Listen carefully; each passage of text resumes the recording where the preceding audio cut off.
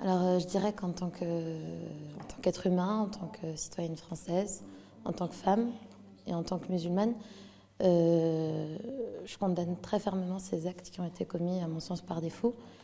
Et je suis tout cœur avec les familles des victimes et à qui je dis mes condoléances.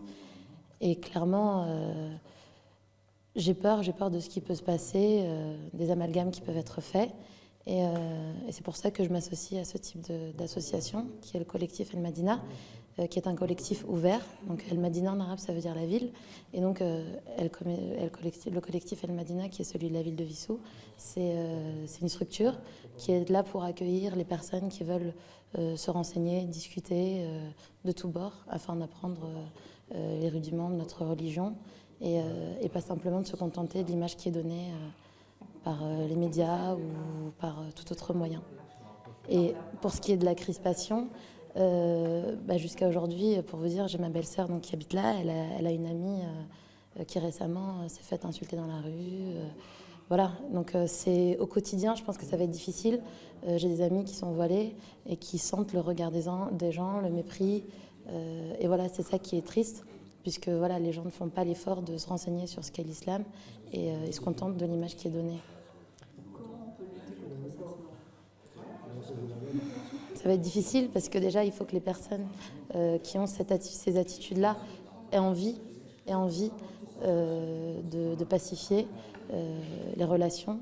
Et pour ça, en fait, c'est d'aller vers les autres, poser des questions, se renseigner sur ce qu'est l'islam et pas de se contenter de l'image qui est donnée par ces gens qui, pour moi, sont des fous. Voilà. Et c'est ça qui est important. C'est compliqué, dans la perspective de la laïcité. Déjà, il y avait eu beaucoup de polémiques avec les lois qui étaient sorties pour le voile, etc. Et à chaque fois, il y en a de nouvelles. Donc déjà, c'est une attitude qui va pousser au rejet. Et avec les événements qui sont produits, je pense que ça va augmenter clairement. On le voit à travers les actes islamophobes qui se produisent au quotidien. On n'en entend pas forcément parler à chaque fois, vu que c'est moins mis en valeur.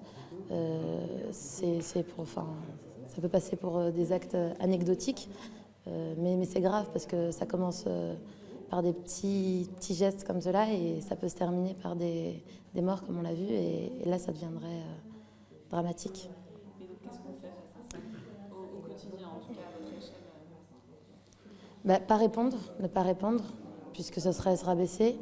Et dire dès qu'une personne est victime, par exemple cette dame là qui s'est fait insulter à 2 reprises sur le trajet en fait en allant à l'école, tout de suite elle a parlé à l'association des parents d'élèves, elle en a parlé. Je pense qu'il faut faire remonter ça au niveau de la mairie, au niveau des associations et via les médias. Et voilà, communiquer sur Facebook, sur les réseaux sociaux, témoigner pour que les gens sachent ce qui se passe au quotidien.